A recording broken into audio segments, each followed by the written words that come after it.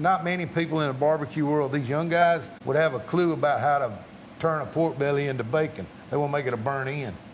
Ain't no damn such thing as a pork belly burnt end. That's bacon. But those skills of making like the bacons and curing and all that, to me, I hope that would be a fun contest to do stuff like that. And life, we ain't even gonna go there. But the old school stuff I like. And if we don't keep it going in the way of barbecuing, it's gonna kind of go away. Yeah. And you can see how it's evolved now. Imagine 10 years from now what it's like. We'll be popping it in a microwave. I probably won't be around, but I heated this one to 9.8 minutes. It's a great butt. At this point, we only cooking money muscles and not yeah. You throw a shoulder at some of these people, they'll be like, "Ooh, what is that?" But no, the teaching, I think, is the cool part. Yeah, definitely. The legacy going on. Listen, learn, get inspired. I'm Tavis Bryant, and this is BBQ Therapy. Like, subscribe, and follow to help grow the BBQ Therapy community. Also, visit my website at www.bbqtherapypodcast.com. Bring on down, barbecue, your barbecue on. Get your barbecue on. Get your barbecue on. I don't know Welcome what to do the with barbecue. my hand.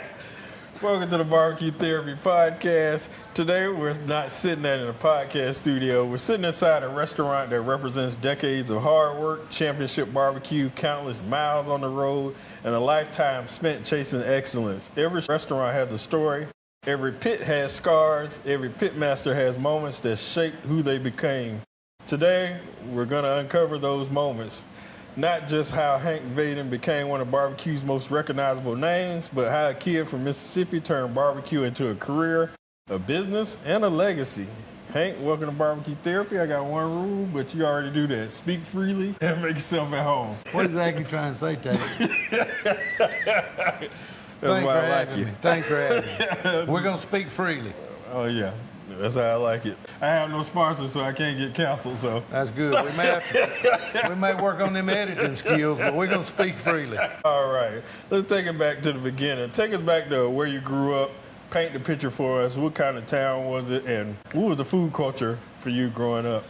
All right, so we're in Columbus. I live about 15 miles north of a little town called Hamilton. Country town. I mean, just poor-ass farm town. And, I didn't know we was so poor till I got older, but growing up around food, if you didn't grow it, make it. Mom was the cook, and we ate cuts of pork that we didn't know was barbecue stuff, but we took cheap stuff and turned it into edible stuff, so that's kind of how it all started. So I grew up around cooking. My mom was a heck of a cook. She could grill, but not smoking. She didn't do no smoking. Smoking came a little later.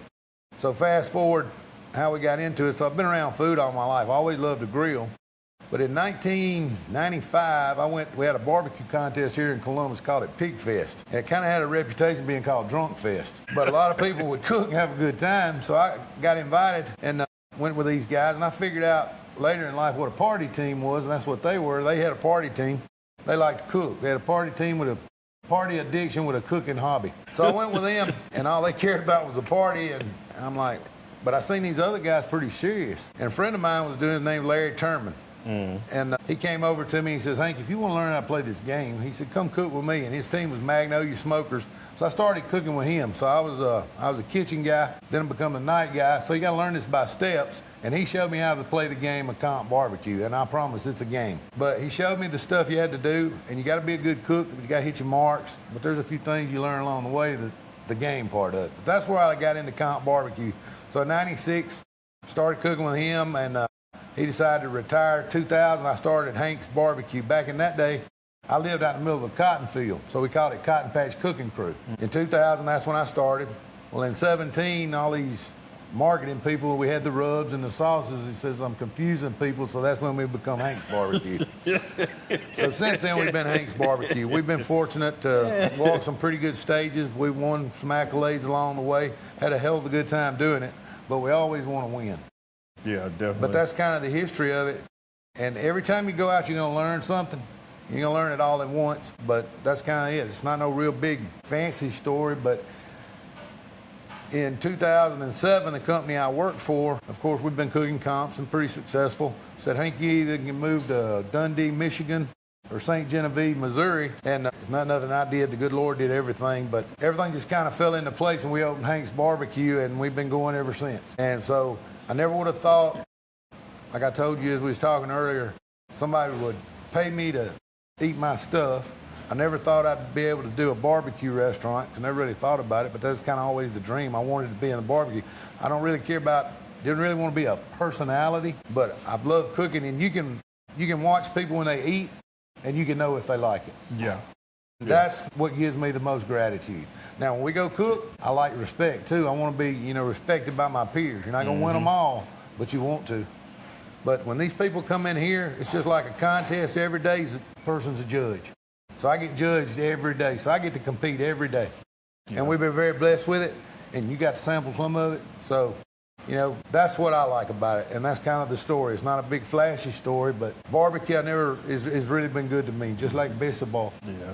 So growing up in your teenage years, what did you want to become at that time? Were you thinking about barbecue then, or no? Yeah, I was a pretty good football player, they say, back in the day, and I was thinking maybe I'd be a football player, but I guess growing up in the teen years, did a good bit of drinking, a lot of chasing, and some blurriness along the way. So I really didn't think about the future. So we kind of took it as it came. My dad was a fireman. I tried that, tried being a paramedic. That didn't work out so good. We didn't kill nobody, but being in that line of work, you got to really, firemen don't make no money, and a paramedic gets sued all the time. So that's when I decided I'd get in a different field. I went to work for just a company, a chemical company, and then I bounced around with different big companies. And the cement company I worked for, when they decided to shut that plant down, I was like, here we go. If the good Lord trusts me and gives me a little help, and I got faith, I'll jump. Yeah. So that's how it's all turned out, and it's been good. We never looked back. You're going to be called crazy for chasing your dream. Oh, yeah. Everybody's going to say you're crazy. But if you got a dream, chase it. They'd be like, why you always talking about barbecue? Why you always talking about barbecue? I tell these young kids now, a friend that graduated with my son, she's in Nashville now, and she's going to be good. She's already been, a big deal. But if you ain't got a dream and you can't chase it, you ain't got nothing. That's true. And then you'll be bored, mad at yourself the rest of your life. Mm-hmm. There's one thing, if I die tomorrow, and most people that know me, they will tell you I've lived life to the fullest. Yeah. Somewhere along the ways I should have done some of the stuff to the fullest, but it's been a fun ride. Met some great people along the way. So and that's what barbecue to me is all about. So did you cook regularly before you got introduced to competition barbecue, or? Yeah. I love to grill. Always loved to grill. Now, when you're grilling at home, that's a whole different level than stepping off into the comp world. I mean, it was a power curve of learning. But yeah, I think every guy in the South thinks they're the greatest at grilling. Yeah. Till they get in the comp world. And it'll hurt your feelings. And people don't mind hurting your feelings. Oh, yeah. Because when you get beat, they'll be like, hey, good luck. But yeah, I think everybody in the South thinks they're God's gift of a grill, or they got the best burger or the best Boston butt. But you want to find out how good you are, you step off into the comp world. Yeah, it's a whole different level. And I think that's where the comp world came from is, hell, it's all about bragging rights. You ain't going to make no money doing comps. But I'd rather get one of them trophies right up there than a check, but don't tell them that. The check's nice, but it's all about bragging. Exactly. I got this trophy. What you got? Yeah, show me the money. Yeah, definitely. So how long did it take you to be confident enough to start your own team once you was cooking with somebody? All right, so like I said, after cooking with Larry for about 4 years, I decided, I've always been one of those that'll jump right into it. I've always had confidence. I know I seem shy and reserved, but that's not the case. But we started in 2000, and we won a couple contests in 2000, but and you'll lose a couple. Oh, no, you'll lose more than a couple, but we never had no problem with confidence. But it took a little time, and then it's like anything else. You get hot, you win several, think you're on top of the world, and then you go, you think you got your best product, and then you get your balls busted, and you look at the scores and like, what's wrong with these idiots? And a barbecue judge don't mind hurting your feelings. Most people don't mind hurting your feelings. But now at home, they ain't gonna hurt your feelings. That's gonna be the best they ever had, because it's free. Free food will hurt your feelings and your ego. That's true. When you step into the comp world, because they don't care. But so yeah, no, we never had no problem with confidence, but it took a little bit, and we got hot, and you get cold, but it makes a big vicious circle. Okay. And what was the big adjustment as far as cooking for family, then cooking for judges? Well, judges, I ain't gonna say the judge is honest. They some of the lyingest people you'll ever meet. Some of the lyingest, honest people. A judge don't mind telling you when they come back if your stuff was overcooked or undercooked. Those are the things you gotta learn. Tenderness, flavor profiles. You hear people talk about them all the time. you can take that and throw it up in the wind because you can go from here to your place and it'd be one way. I can go over there and they'll like something completely different. So you're constantly trying to straddle a fence and hope for the best. Yeah. And that's where staying active, cooking on the road, comps, you get in a groove. And then you can make those adjustments. You stay away from it a little bit and you gotta get back into the groove. Yeah. The thing with judging is a lot of people might not know what real tenderness is because you pulling people that Tenderness is supposed to be, or what a flavor's supposed to be. But that person, in my opinion, from a class, you're going to revert back to that class no matter what, especially as a new judge. Well, if a guy's cooking something and he thinks that money muscle should be like this, and which is probably going to be right. I'm not saying cooks know more than judges, but I think a cook's got a lot more experience. Yeah. And that judge has had the class and say that guy didn't do the class with a good tenderness, they'll kill him right there. So it's a learning process for both. You don't just know everything once you took the class. You got to learn to be a judge, just like you got to learn to be a comp cook. Mm-hmm. So what got you hooked when you started competing? Cause I know Winning. Here's the bad thing about it. When you start doing this, some people done it to promote this, some people done it. Usually products come after that. Mm-hmm. You're chasing accolades. That feel of hearing your name called and walking last. And when you first start, if you've never won, just to hear your name called is a big deal. And I think I don't believe in participation awards, but if you won it and you've earned it, you can't describe that feeling, especially when they call your name last. So once you got into it, was there a certain contest where you were like, yeah, we belong with the best? Well, yeah, that's the one you're thinking. There's those contests where, yeah, we belong with the best. And then you're thinking you've had a really great product and you finish DAL and you're thinking maybe, and then you start questioning, maybe we don't belong with the best. So it's a struggle both ways. Yeah. When your peers come up to you and they taste your product and they say, man, that's really good. You won that one. And then they come and taste it and they say, you should have won that one. That's when you want to kill the judge. But yeah, you take the good with the bad, but you kind of think as you progress, along the way, when you've got to that point where you can be competitive when you roll in. So did you ever take any, well, I know they didn't have many classes back then. Back in my day, being one of the old guys now, they tell me, we didn't have cook classes or schools. So if somebody was nice enough to give you a little advice, you sat there and listened and took it. The smartest thing I'd tell anybody starting off with doing if they wanted to get into this is go to a cook school. We was on the Learn While You Earn program, and people giving you a little knowledge along the way, and that's the best way to do it now as far as go to a class, because this stuff's expensive. Yeah, and it saves a lot of time. But I loved about Myron's class where he'll show you, then he'll send you out to the table and let you do exactly what and I thought that was awesome. Hands-on is the best thing. I hate to say the Learn While You Earn. You're gonna make mistakes. That's gonna happen, but you learn from those mistakes, and that's the difference. When most cooks are really good, and those guys that are winning, and you see winning all the time, they've got to the point they don't think they know it all. You always are constantly learning. Mm-hmm. And if you ever get to that point where I can't be beat, that's when you'll get it handed to you. Some people out there like that too. and that's in anything. Mm-hmm. The workforce, whatever you may be in, you've got that one guy that walks around with that look at me stuff, and sooner or later that will bite you. Oh yeah, definitely. All right, the Bad Boy of BBQ. How did that nickname come about? Well, my temperament from time to time has not always been the greatest. And kind of like in Doc Holliday and Tombstone, everybody said I used to be a little high-strung, but I'm beyond that now. But yeah,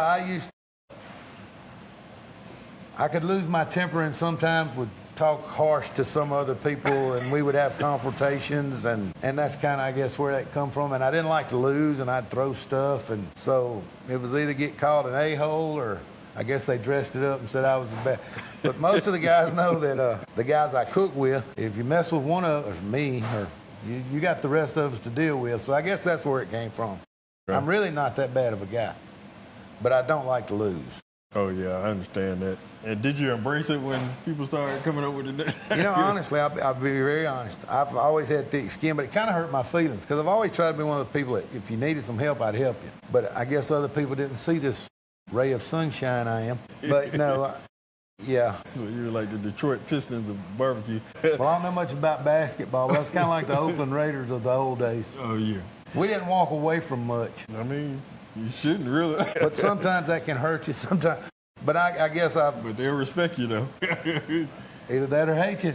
Yeah, you show them where your standards. Everybody got a standard. Well, so. I think everybody knows that if you're going to say something about me, you better not do it behind my back and it get back to me if it's negative, because we're going to talk about it. Exactly. But I'm not that way no more. I'm a lot more mellow. All right.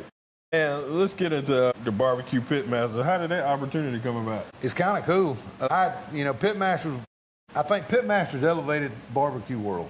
Yeah, it did. And again, I told you, I never wanted to be a per se celebrity because, I didn't care about I love the cooking, the genuine competition. But so they call and they want to do Pitmasters. And I'm like, I really don't want to do this. And talked to a friend of mine from Georgia, and he said, yeah, you do. Yeah, you do. He said, everybody, they're going to love you being a nice guy. So we get on Pitmasters, and I tell them, and they say, okay, this is where you're going to film. It was pretty cool. We got to film 45 miles from where I'm at.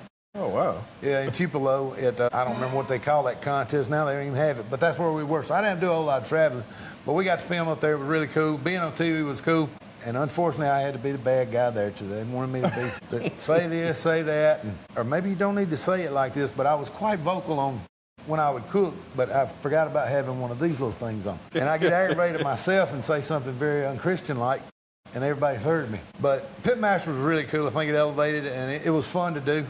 Do I want to do TV again? No, but if they was to come and give me a bunch of money, I'd do it. But no, I don't care about being a personality or... I like educating now. Mm-hmm. We're going to start doing some content, and that'll be fun. Yeah, that's good.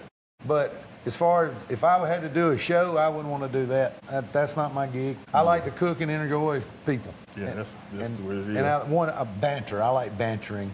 That's one thing. When they was telling us, we want you to banter each other. And, I went to college and all that, and I'm like, banter? Here we call that talking trash. So anyway, that was the Pitmaster thing. It's a lot of fun to do. I ain't going to say I wouldn't do it again, but it's not something I'm chasing. Were the cameras distracting or anything? People trying to cook, you got a guy standing down here on his knees with a camera looking up at you, one behind your back, two over here, and you don't know who you're looking at. You constantly, and there's one guy over here going. And it kind of takes away from what you're doing. It's very distracting. How did your life change after that? Because you was on season 3, episode 1, I think. Yeah. How did everything change after you? Well, most of them knew I was a butthole then. And then we let America find out I was a butthole. But I think for the most part, it was pretty cool. I had people that I had no idea come in the restaurant, and we got the Air Force Base right up the road. Guy said they saw us on TV in China. I said, what? I had, and I know it's TV and you get that, but I never would have thought somebody in China was watching something about barbecuing in Mississippi. So that was pretty cool. It was pretty cool. I think we got a lot of recognition out of it, and I think it was a good thing. But at the same time, it was competition, but it wasn't like cooking a comp. I couldn't be myself. That's a lie. I was myself. And people got to see that side of it, and they're like, you're pretty serious about this. Yeah, I'm real serious about it. Mm-hmm. And sometimes my language showed it.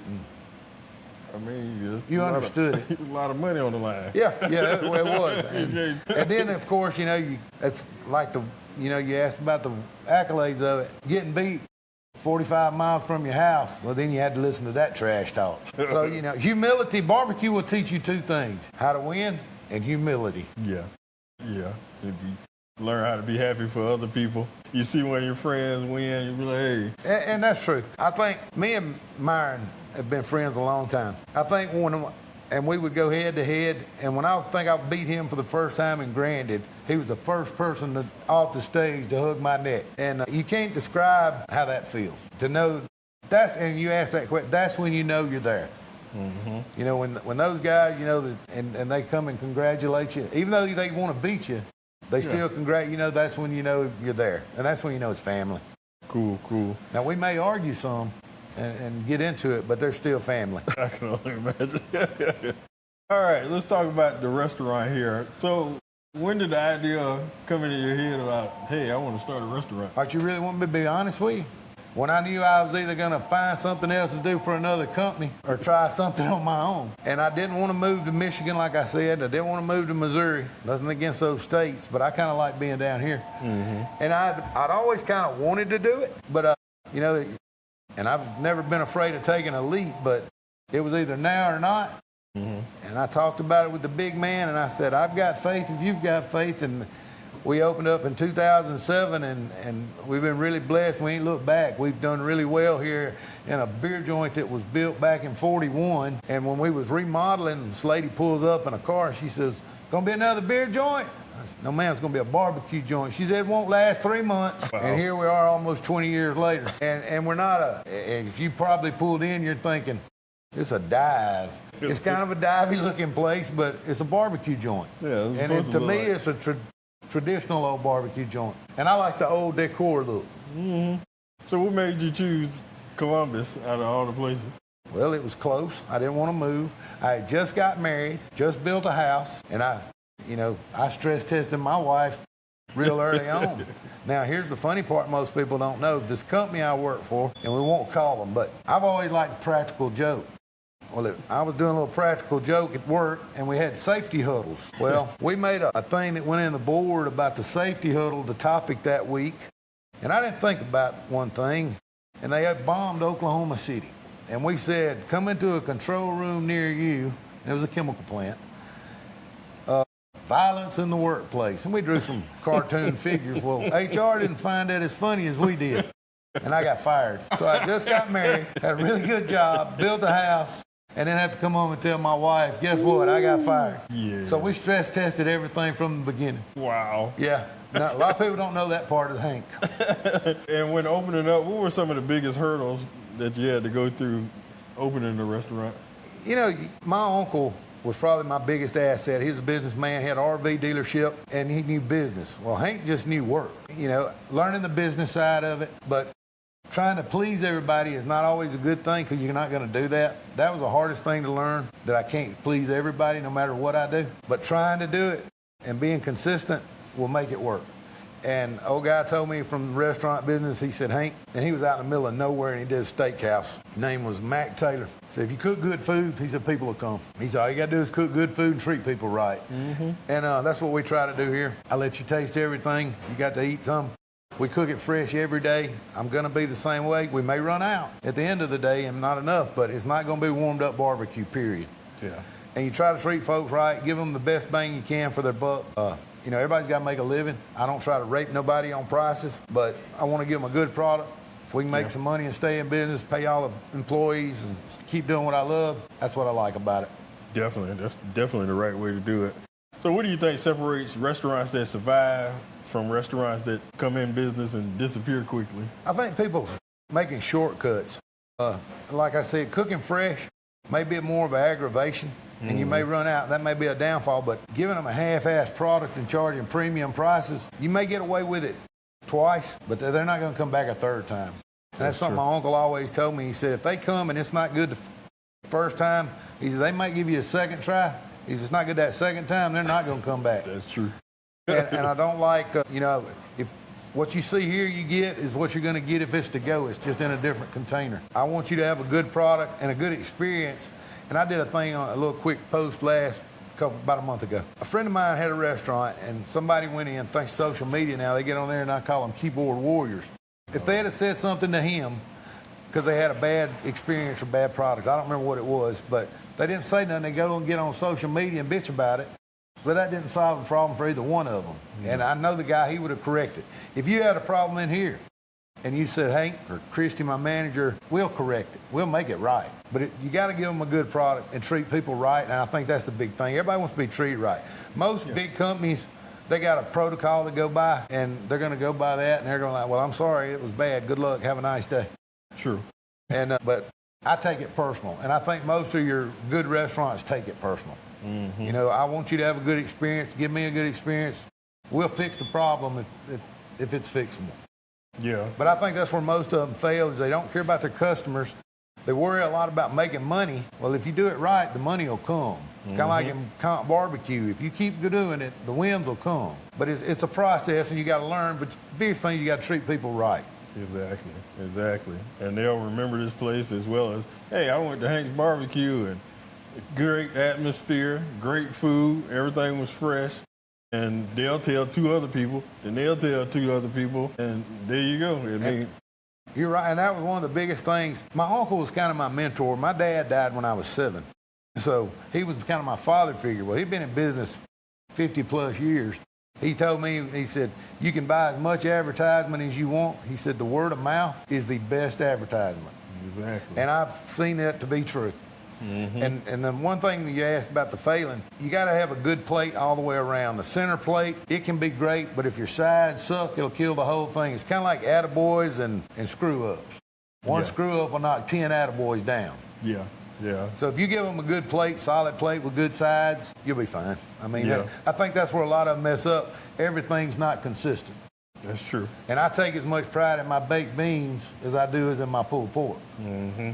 And a lot of people don't. And the other thing is, running a business, running a business, you'll find out you can do the janitor work, the electrical work, the maintenance work, the kitchen work, take out the trash. I still go in that kitchen even though I got some good people that work for me, and from time to time, I'm going to taste it every day to make sure it's the same way it is. Because some people tend to get to where, well, my recipe's really better than he is, I'm going to do this. Mm-hmm. So you got to stay on top of that.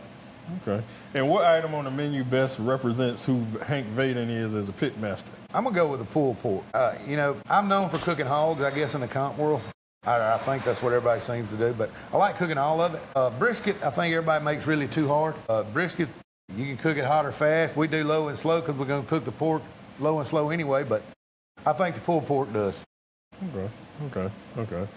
All right, now let's transition to what you said as far as your specialty. One thing you came respected for was whole hog. What first attracted you to that category, and how did you learn how to cook whole hog? Well, when did you first go to your first barbecue comp? Let's just back. Memphis in May, wasn't that your first time? Mm-hmm. Them whole hogs look impressive, don't they? Yeah. Okay, so that's kind of what drew me to the whole hog, and the fact you're cooking, and we like to cook the big hogs. So, and barbecues evolved, and we can get to that later, but back in the day, the bigger the hog you cooked, and I think me and Myron, I hate to keep going back, but me and him kind of, every weekend was a competition between me and him, no matter where we was at. And it was even before we got to the contest. How big a hog you cooking? 260. I'm gonna get 270. They look impressive, but the cool thing is you're cooking 3 components in one cook that all have to be separate, done in temperatures and whatnot to get done. And if you can cook a hog with a ham, the loin, and the shoulder, and bring it all together in one unit, to me, as he liked to say, you got to have some pedigree and some skill. And cooking a whole hog, I think, is very, I'm not saying none of the rest of it's not skillful, but when you can cook a whole hog and all of it be good, that's skill in barbecue. Oh, yeah. And that's where it all originated from, was the whole hog. And that's what drew me to the whole hog. So if you can master a whole hog, you can master any of it. Yeah, it's like, because you got all the different parts, and you can't put so much heat on this part, can't put a lot of heat on this part. And then you screw up that middle part. So if you when you can master that whole hog, you can say you're a pitmaster. Wow. And how long did it take you to perfect? We screwed up a lot of hogs. Yeah, it takes some time. Doing it had a general knowledge. Back in the day, we'd cook it on old school pit, old school barbecue. And I think he does a class that somebody, if you've never done it, you want to learn it, go to his memories class. But that's how we used to cook a hog. Some folks did it in the ground. I'm not a fan of that because you're going to get dirt on it. I don't care what you do. But the old cinder block pit, shoveling coals, burning wood, that's barbecue to me. And that's how we started. Now, when we got to cooking them in comps with these smokers and technology like it was, that's a whole lot easier than staying up all night. But that's old school barbecue. That's what I like to do. And what pit you cook your hogs on? Now, I use a Myron mixing smoker. And over the years, I've gotten lazier. But I've learned that smokers, if it does its job and it makes your night guy's life easier, you'll have a better product that day. If you fight a smoker all night, you ain't gonna want to be like, let's get this over with and go home. So whatever it does, if it makes it easier, and I tell people all the time, whatever smoker you like, if it does a job, it don't make flavors, it does a job. And if you make it do its job, you can have an easier night. No matter what you're cooking, your product will be better the next day. Yeah. And I've had my own smokers, and I liked them, but hell, it's a whole lot easier to buy one than to build one. And a lot cheaper, too, if you look at it now. It's true. All right. And when you're cooking a whole hog, is there one moment during the cook where you know whether you're on pace for something special or is it going south? That one, yeah. A lot of things people don't understand, and they learn them as a comp cook. There's a lot of elements involved in a cook. Barometric pressures, humidity, weather changes, downpours. But when you look at that hog and you push it and you feel it, and then you taste it, that's when you know. And you've not even done any of your other glazings or whatever. When you taste that raw product that you may have injected or whatever, just rubs on it without sauces and whatnot to bring it along even more flavor. When you taste that first bit of loin or that bark off that ham, and you know. Okay. I think some of them call it the jiggle. When you can wiggle it and it just kind of quivers, you know it's good. Has there ever been a whole hog cook that still bothers you to this day in one of the major competitions? Yeah, it has. And unfortunately, we had one at Memphis in May one year, and we made finals, and I thought we had a hell of a hog. Well, then that's where competition barbecue humbles you. I mean, I said, this is the best hog we've ever done. And you say that at every one of them. And then, you don't do so good. But I've wondered what year. Maybe it was 15, that year. We had a third hog. Shed won it. Shed's a great team, but I thought we had a dominant hog. And we got third with it, and I'm like, and then everybody asks you, and you second guess yourself. But when there's nothing you can think of that you would change to make it, I had no idea, nothing I could do to it to make it any better. I was pleased with it. I'm like, we'll lick our wounds on this one and go on. I said, because I don't know what to make it any better. Yeah, I don't know. Humility. Competition barbecue teaches humility. Yeah. So how did you let's talk about Memphis in May as far as the presentation and all that. How did you get your routine together? Because I think a lot of goes into it, and people, I guess I talked to the people over the judge, and they was telling how the whole scene has to be perfect, floor and everything else. How did you learn your presentation as far as presenting? A couple of things. Growing up, my mom would clean our kitchen every morning, and it wasn't even dirty. She was about that way. All right, so that kind of rolled into that habit. First of all, you want to have everything clean. You want it to look nice. If somebody was coming over, everything's going to be clean. Now, we pull out the good fruit jars when, company came. But at Memphis in May, you kind of start looking, and it's like with contests, and they've changed over the years. We used to have a 2-part judging system. Now it's a 1-part, but you'd have judges come on site. So you want to try to wine them and dine them and give them dinner with a show and give them all the fancy. And that's where I kind of learned that. But at Memphis in May, we would be a little more elaborate maybe, but at contests be a little more elaborate. But that's where I kind of learned that part of the game. But the game and the show and the dog and pony is what a lot of people like to call it. Yeah. If you stop back and say what we're doing here now is talking about barbecue. Well, that's all we're going to do with them judges. Unfortunately, they got that magic stick in their hand, so you want to kind of dress it up a little. But all you're doing is talking about barbecue, and if you can be a good storyteller and have a little fun with it, and that's kind of the informative and entertaining, and barbecue people will lie to you. They like to call it embellishing a little bit, but handling the truth recklessly. But they will lie to you. So, if you can tell a good story, make them laugh, and give them a good product, that's kind of what you got to do. And some people are scared to death of it. Like, I'm afraid of your camera right now. I want to run. I'm so shy and reserved. But once you get over that part of it, all you're doing is sitting around talking about what you've done to barbecue teams. You're just telling a judge. Yeah. And that's the most, and nothing against KCBS or any other sanctioning bodies. I think it's more fun with a one-on-one and the on-site judging, and that's, again, it's very humbling. But when you hit them marks, it's a good day. Exactly.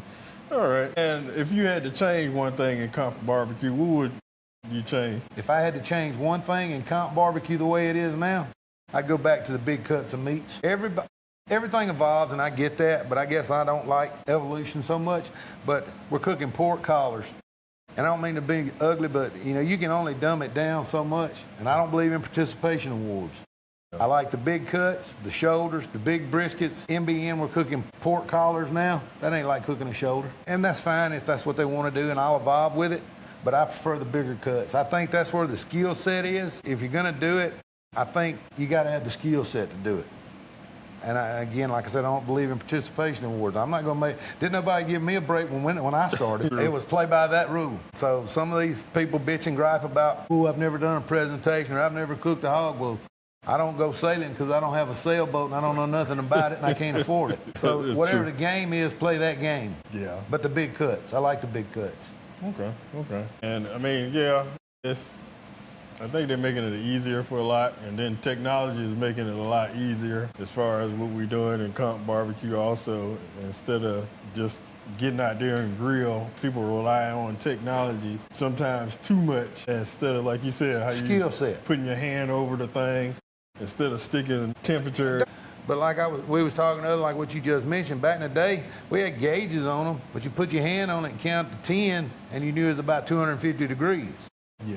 And I still like to do the old school stuff, but I'm coming along with Temp Pros. But we was at a comp, and I seen a guy had a computer, and he had it hooked to the grill. And I'm like, what? And he's watching it, and I'm like, to me, that's a little too much tech savvy. Exactly. And that computer, though, can tell you when the humidity or the barometric pressure is going to change, but it don't tell you how that hog's doing when it happens. And you learn, those are the things you can only learn through experience. Yeah, that's true. And this is where I've told people, it's just kind of like parts changers and mechanics. They hook it to a computer and says, change this part. Well, a mechanic can listen to it and tell you, we might want to change that part too. Skills, the own hands is a lot better. Yeah, that's true. I think they kind of distorted it as it went along with all the butter bath stuff and all the injecting and stuff.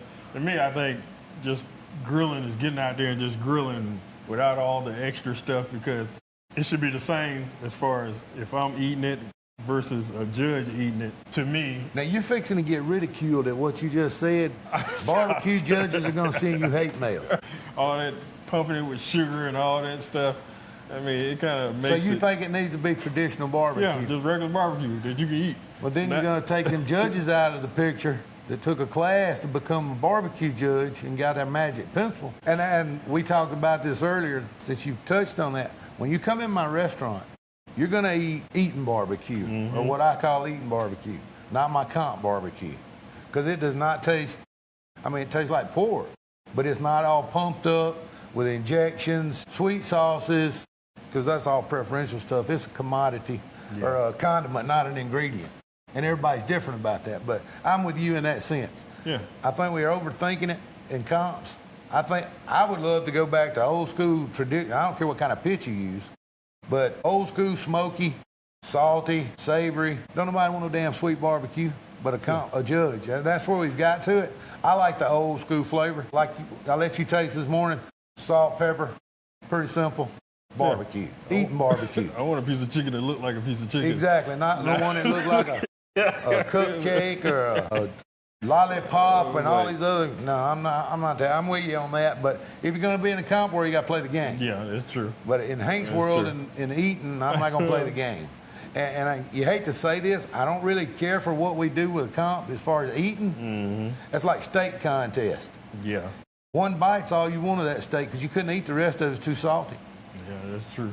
So if I'm going to eat it, I want to enjoy it. And I'm with you. That's my preference on it. I like comps one thing, eating's another thing. Definitely. And if you could bring the two close together, that'd be the ultimate sanctioning body. Yeah. I mean, that's why I like the Rib Cook-Off Association.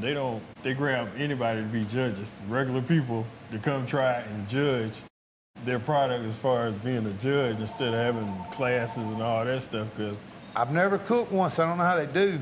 I cooked I think it was an IBCA or IB something. Anyway, they use plastic forks. Well, and he turned in a chicken. Everybody turned it in the same way, like chicken half, I think it was. Well, if you're going to use a plastic fork, that chicken better be on. It better not be bite through skin. You better be able to take that bone and wiggle it, and you can go to it. Yeah. But that's, I guess, what makes it fun is what they want you to do with it. I guess your skill set of doing what they set the rules by. But I'm more of an eating barbecue guy. You want to have a fun contest? Get Joe Public off the road and bring him in and let him judge you. Exactly. They'll tell you real quick whether it's good or not. Exactly. There's a good difference between good barbecue and winning barbecue. Big difference. All right, okay. One more question. Well, two more questions. All right, you mentioned a lot of Westerns. What's your favorite Western? You just can't see it. Tombstone probably be my favorite. Really? Yeah, and there was several variations of Tombstone, but I like the old one that come out in the 60s or 50s, and then all the way to Doc Holliday with Val Kilmer. But Tombstone probably be my favorite, and any John Wayne. I'm a Clint Eastwood man. Clint was good, and I'm not Good, taking Bad, nothing and Ugly from was my Clint. favorite Clint movie. didn't have to say no; he just look at you and kind of. Yeah. But no, I'm a Tombstone guy or John Wayne guy. Clint, and I love what's my show? What did I forget? Gunsmoke. I love Gunsmoke. Matt was a nice guy, but Matt didn't have no meanness about him. He'll backhand somebody in a minute though. Matt was a clean-cut cowboy. I'm not a Roy Rogers kind of guy. I don't like them singing cowboys. They wore them pretty suits. Yeah, but I love Clint. Good, Bad, and Ugly was my movie. I love westerns. Is that why you wear the fedoras? I've seen you in a cowboy hat. Yeah, Got a little cigar? yeah, I be wearing western stuff all the time. I got like 17, 18 pair of boots. It's just my thing. I love westerns, so I've always been into it. All right, now if you had to make a competition, all-star competition team, you and Lord. 3 other people, and each of y'all get one of the comp meats: brisket, pork, ribs, and chicken. Who the other 3 people are you picking? Me and 3 more. Yeah, what you cooking and what the other 3 cooking? Man, do we want to win? Yes. Are we gonna win money? It's like $50,000 on the line. 50 grand on Now line? let's do the $1 million like everybody. $1 million bucks? And I gotta pick an all-star team. And I'm $1 cooking comp. 4 meats, Yeah. 4 proteins. Jeez. So I'm gonna pick me, and I gotta pick 3 more. I'm gonna pick Heath Riles for ribs. That's pretty damn obvious. Yeah. What are you cooking? I'm gonna cook the hog. Are we cooking a hog? What are we cooking? What 4 proteins? Well, it's like You gonna do normal comp. KCBS? Yeah. All right, so I'm gonna pick Heath to cook the ribs. I'll let Myron cook the brisket. I'll cook the pork. Hell, you can come cook the chicken. We can't seem to do no good with it because it changes from day to day. I get Richard Fagola to come do the chicken. Okay. That's a good team. Or we can get, there's so many of them out there. Man, you put me on a spot. There's gonna be some people pissed off with what I just picked. It'd be hard to put a dream team together with the competition teams out there. And there's some great cooks out there. And some of these young guys are good. Yeah, a lot. So what were some of your role models in barbecue? Well, you got Larry Terman being first and foremost getting me into it with Magnolia Smokers. Everybody loved and respected Pat Burke, Mike Mills, those guys with the Apple City. And some of the older teams like that nobody ever talks about anymore, Carbondale Eagles out of Carbondale, Illinois. All those old guys, man, they taught us a lot of stuff. Not just about barbecue and just about life in general, because they tell you about barbecue and then tell you what to do to try to keep your life straight. And as far as like, don't be over there drinking all night long if you want to win this barbecue contest. Those are life lessons. But, Exactly. you know, Johnny Trigg is a super nice guy. He can be a little grouchy sometimes. But those old guys not only taught you barbecue, but they tell you, like, listen to some of the stories that led off of barbecue with down the road stories of when they was a kid or whatever. Those kind of things. Those kind of people. Yeah, definitely. All right, Hank, see, you made it through your therapy session. Yeah, now you're going to need one, right? No, I'm fine. I love it. Everything was good. All right, but definitely, I guess you can tell your website and anything they want to find you, restaurant at. Most of the time they tell me you can punch in Hank or Hank's Barbecue and you'll find me. So we are fixing to bring out we kind of backed off on doing the rubs and stuff. We're rebranding. Bringing all that back to market probably first of the year. I'm going to start doing something I never thought I would. I have been influenced to start content. This ought to be interesting and informative and entertaining. Exactly. Could be edited a lot, and mine might have X's on it, like rated R. Oh, that's fine. Not for women and children. But you teach people stuff when you do stuff, though. I noticed that you teach people, and that's what it's all about. Just people going to tune in because you're teaching folks. Well, if we don't keep teaching people, like we was talking about the big cuts and it's all going to kind of go away. Not many people in the barbecue world, these young guys, would have a clue about how to turn a pork belly into bacon. They won't make it a burn in. Ain't no damn such thing as a pork belly burn in. That's bacon. But those skills of making like the bacons and curing and all that to me, I hope that would be a fun contest to do stuff like that. And life, we ain't even gonna go there. But the old school stuff I like. And if we don't keep it going in the way of barbecuing, it's going to kind of go away. Yeah. And you can see how it's evolved now. Imagine 10 years from now what it's like. We'll be popping it in a microwave. I probably won't be around, but I heated this one to 9.8 minutes. It's a great butt. At this point, we only cooking money muscles and not Yeah. You throw a shoulder at some of these people, they'll be like, "Ooh, what is that?" But no, the teaching, I think, is the cool part. Yeah, definitely. The legacy going on. If you can teach somebody something and you're making friends along the way, it's a good day. I definitely appreciate you coming on and recording and allowing me to come out here. So I've enjoyed it. Heck of a ride from Atlanta to Columbus, huh? Not too bad. Nah, it wasn't. I mean, it was fine. It was just that I came right after work. But Now we're going to experience, what did we talk about earlier? You've never been fishing. We're going to go brim fishing in a little while. Yeah. We're going to go do some fundraising stuff. Yeah. So we're going to have a little fun, then we're going to go eat a good meal. Exactly. And it ain't going to be barbecue, I'm sorry. Exactly. We'll get you a pork chop. All right, we'll let y'all know about it. Thank y'all for joining, and you have a good day. And this is one of the classroom chairs. When did MUW? It was back in the 1800s. It's one of the oldest schools in Mississippi. But this is Mississippi School for Women, and this was in whatever class and whatever, but that's how all these chairs are. Oh, wow. So everything in here has got that canner up there. Most people wouldn't know what the hell a canner was. My grandma used to can on that. I've seen her, I put the gauge on it. She didn't use the gauge. I've seen that whole damn lid blow off because she was, and them little jigglers be blowing steam everywhere, and then you hear them jars bust in there and the lid go flying off. This is like a pressure cooker? That's like a pressure, but called a canner. You pressure cook it and can it, seal the jars, and preserve it. Oh. Everybody in the South got damn cotton scale, that's all that is.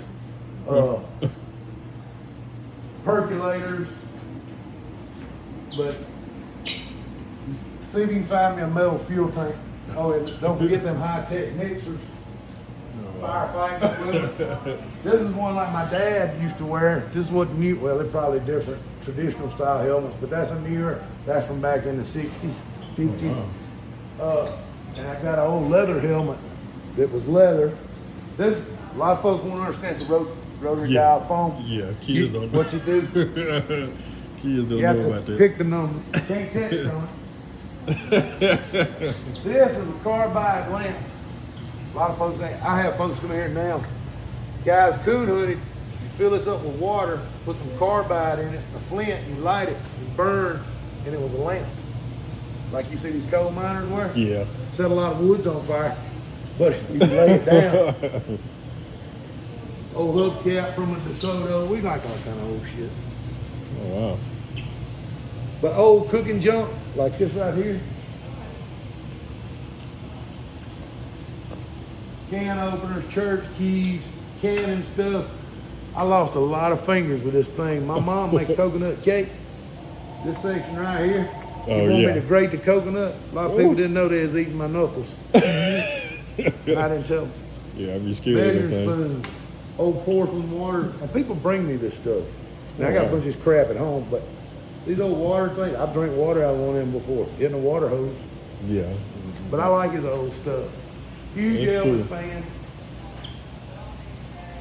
You can't hardly find a can opener like this kind anymore. Back your grandma had one of them in the drawer. Used to use it for the milk that was in the can. Computing scales. This is what you buy your meat. Here, they tell you what it costs Oh, wow. by looking at that, and it actually works. Weigh it, they tell you, I don't know how to work it, but toasters. It's just an old toaster. You have to childproof some of this stuff, but you pull it apart, put your toast in, buy you a toaster made out of metal now. Wow. This is how you know your grandma make jelly, put whatever, tomatoes. Yeah. Old junk. I like old junk. Yeah, I do too. I'll show you. Now this is, and people, you talking about Western? Oh, yeah. This comes from a, Don't win. this is actually a, what do you call these things? What is the movies they put them up? You know, when you see what movie it is, whatever they call that. This is from when the Gone with the Wind came out. It come from the theater in Sullivan, Alabama. Oh, wow. My mom got it. You can look at the date. It ain't something that's vintage. Or remade. This is a real original one. I got a John Wayne somewhere. I think It's the it's same way. Yeah, you're a Western guy. Yeah. Yeah, it don't say made. It come from Amazon. It come from the theater.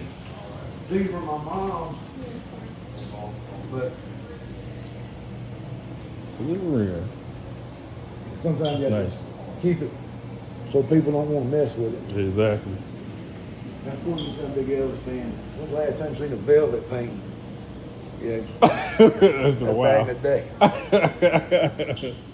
But yeah, I like the old junk. I do too. And like my pictures, me and a buddy of mine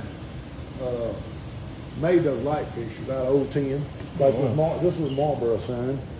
Oh wow, that's classic. So when you're starting up, you're trying to save money. Yeah. Now go to Cracker Barrel, and you see junk like this, and they got on the wall, well, that hangs. Yeah. And that old sign, I'm gonna show you age, you can tell, let's talk about this on something. You remember when, was you young enough, you should be, your mama saved stamps from the store? They get green stamp, Big Star had a quality stamp. Well, that was the old, I think the green stamp was S&H green stamps. Well, that's what that sign was the S&H green stamp store. And you had the books with the sticks stamp. Yeah. That's what it's sign, buy stuff with the stamps. That's old school there. And it works. We keep it cut off because kids want to take the bulbs out and stick their finger in them. We don't want to kill nobody. Exactly. But that sign's old. Old junk is a creamer. Oh wow. They said the women used to do this. You try to turn that wheel, it'll take a man to do it, but pour your milk in there from the cow, separate the milk and the cream come out on one side. And it's got strainers, different strainers that you would put in here to get whatever you wanted. Oh wow. Pretty neat. That old Polaroid camera. Yes, sir, and it works. It's coming back like vinyl.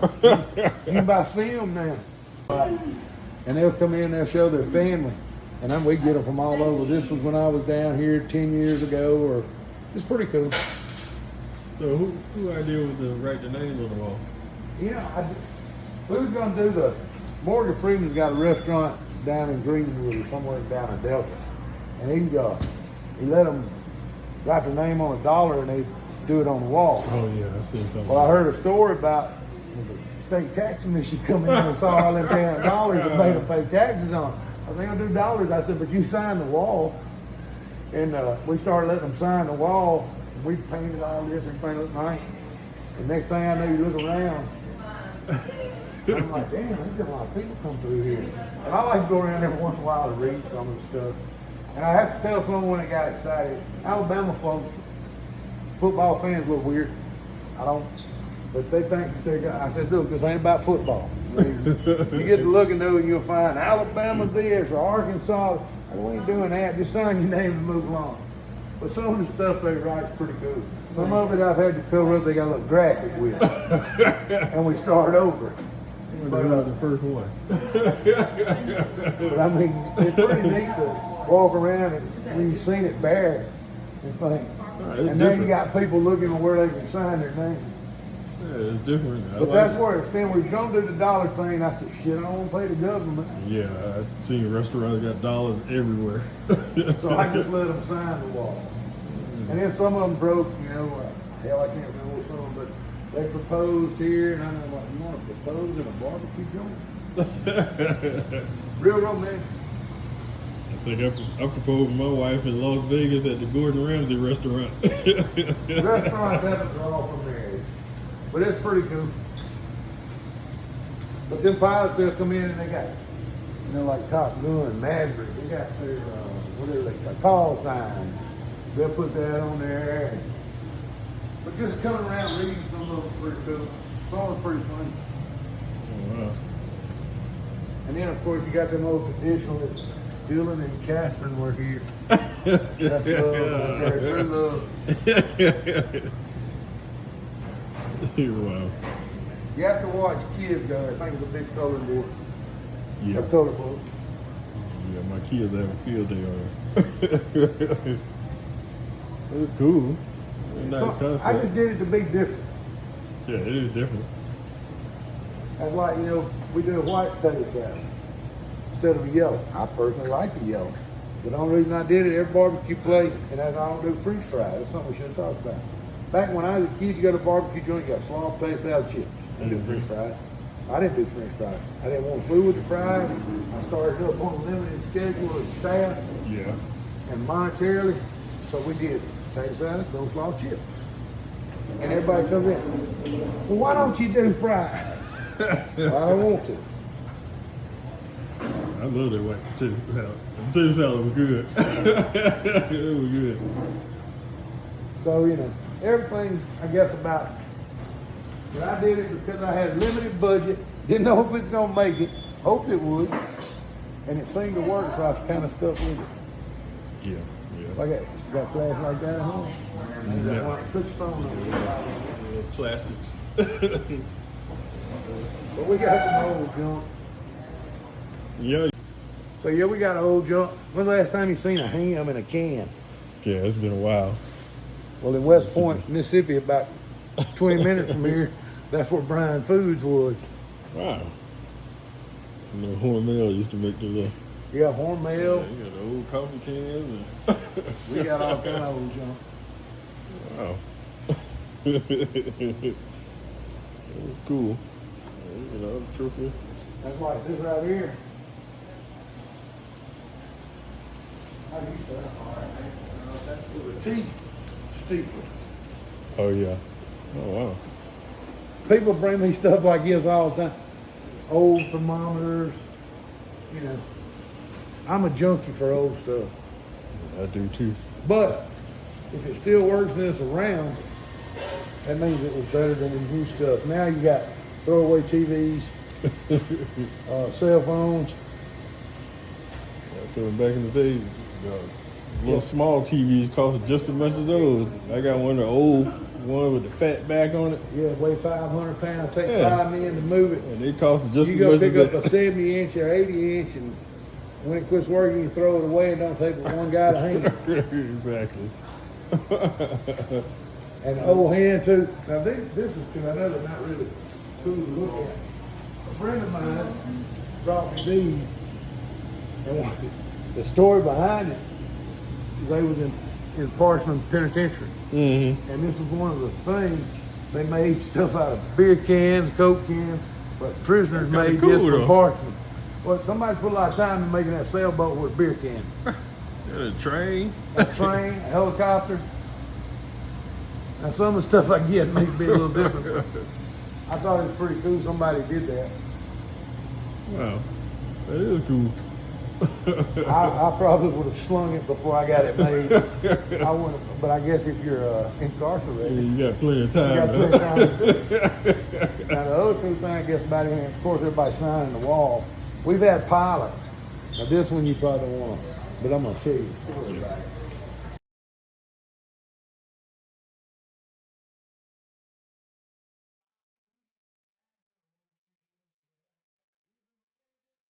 It's called the Pearl.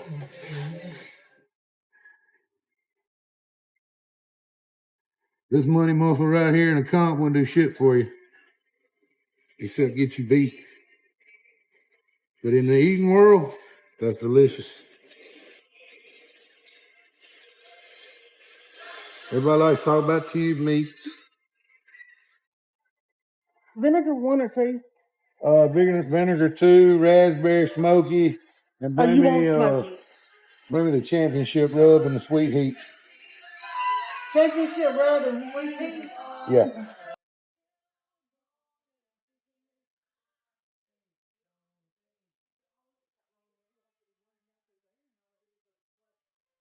Barbecue. If you're really gonna be in this world, you can eat this for breakfast. Oh yeah. Now you stay in this world long enough, you won't want to eat it for breakfast. Yeah, at certain points you eat it, and then you be like, I don't want no more barbecue. You cook this stuff for almost 30 years, and all right, so you gotta help me. We're gonna be interactive. Okay. You get it wherever you want it. Move whatever you need to move. Just don't make me look like a dumbass on the camera. Oh no. I can do that by myself. All right. Go ahead and start eating, man. Are you old enough to open these? Yeah. Well, you got to show them how it all works. Well, I mean, I was making sure. You don't get to take it home. Oh, yeah, that's when it's good.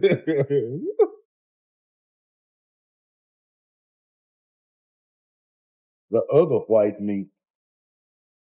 Mm. Oh, thank you.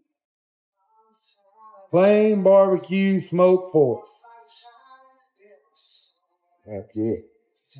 So when you get your bone look like that, you've been around long enough. When it starts chalking, you know you've done your job. Okay. All right, so give him some.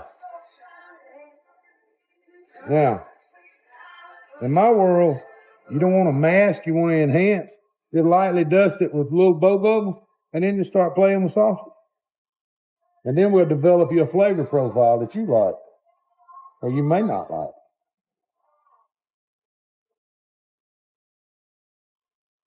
Because in my opinion, sauce is not a damn ingredient, it's a condiment. Yeah, I agree with that.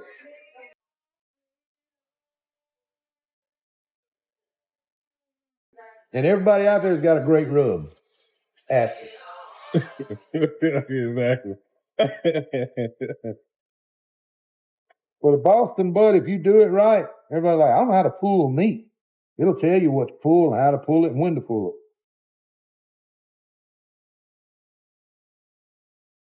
And nothing like a barbecue sandwich for breakfast. Oh, that's good.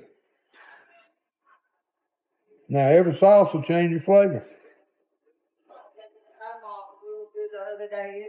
We're fixing to release the smoky, the raspberry, the vinegar. I've had them forever, but I hated going to a barbecue place and there'd be 6 sauces on the table. That's like going to Baskin Robbins. I like chocolate and Rocky Road. I don't need all them other 35. I'm going to take this back. Oh, I'm going to let you get as much as you want of it. Then we're going to bring a brisket out here and slice it. That's good. But that is when barbecue is at its best. Oh, yeah. Fresh. Right off the smoker. Yeah, I can tell you can hear it at the barbecue world. Watch this, Tim. Now then, let's have some fun. We're going to cover up that vinegar. Then we're going to put some over here. Now you can play. Barbecue like a finger food. You got to get into it. And see, everybody like, here's your couple of napkins. Have to put that. Now don't mess up your pretty orange shirt.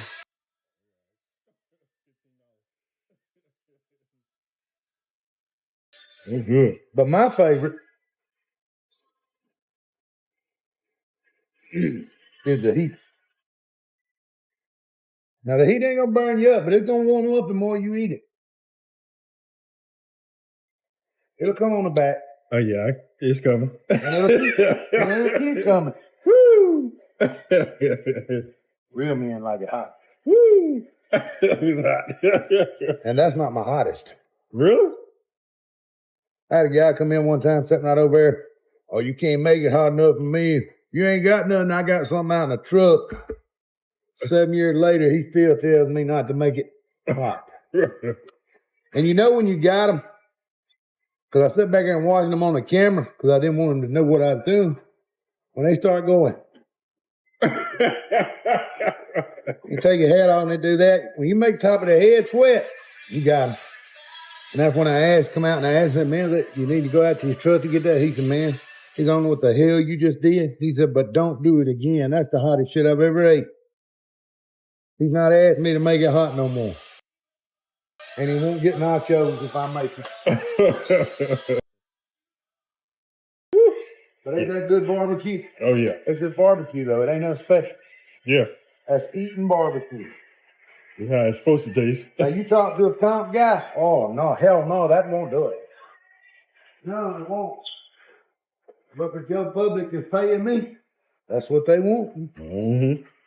That's what counts. They're the guys that I try to please. Here. That's good. And what's your favorite part of the butt? I mean, do you have a preference? I don't eat. No, either. I ain't grew up like It's that. all good. Pour you some of that money muscle off there. Eat whatever you want. Your dedicated financial advisor meets you where you Good. so no matter where you're starting from. Now, you got enough to play with. We're going to get a brisket. Let's find more. I didn't start doing barbecue until 6 years ago when I started here, though. Yeah, I'm still bad. I've been in it. Let's see, COVID was 5 years ago, 6 years ago. Aaron and I 50. started a week apart. We've been here 6 years. So, And I like an electric knife. Some of these damn cooks hate an electric knife. Screw a damn regular knife. A damn knife died. Go get my other. That's why you always have two. Put my fingers in my mouth.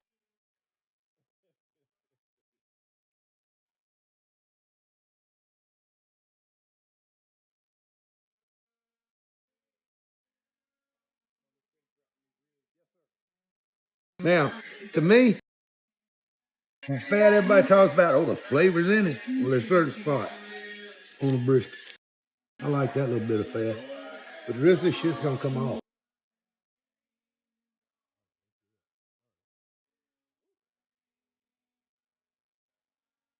Smoke ring, juicy.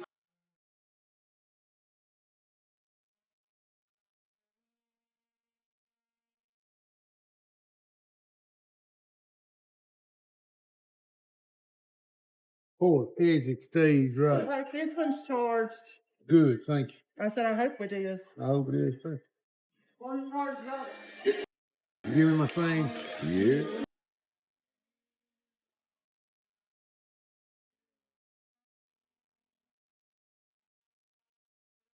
This shit's therapeutic and fun. yeah. That's the barbecue therapy.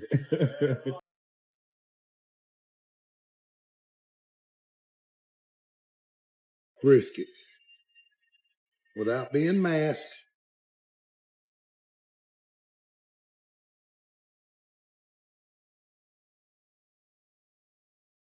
Now, we won't burn you up with no more hot. Then you come back. If you want to play with sauce, we'll play with sauce. Go give me an AP rub right over there. I don't think it need no damn raspberry, but whatever. They damn sure don't need no vinegar. And it's the oldest trick in the book for a half-assed cook, or even a great cook. Manipulation. There's one thing about barbecuing versus a steak or a burger. You can't manipulate that. You got to do it on the... You manipulate this.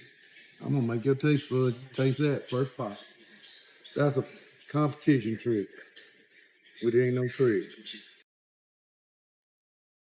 So if you ever judge a comp and a cook goes, here, let me try it. I want you to try these rubs we put on. What he's doing is messing your damn palate up. Because that's the first thing you're going to taste, and that's all you're going to taste from thereafter.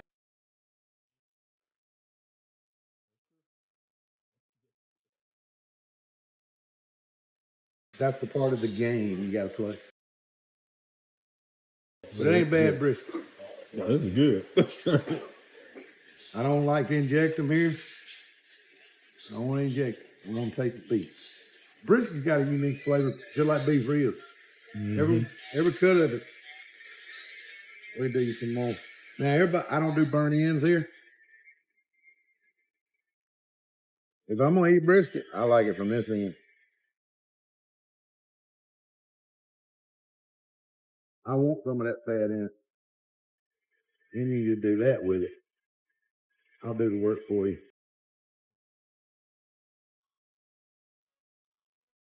But you take that, put a little horseradish on it, some bun, lettuce, onion. We in business. If you want more, we can always go get it.